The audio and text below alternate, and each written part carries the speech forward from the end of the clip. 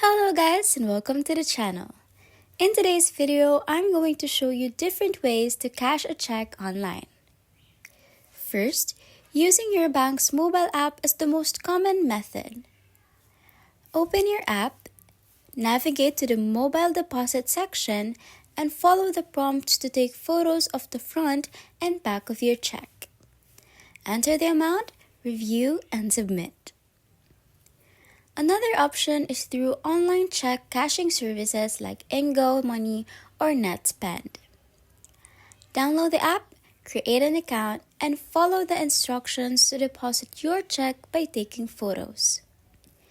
These services may offer faster access to funds, but watch out for potential fees. Some digital wallets like PayPal or Cash App also lets you deposit checks.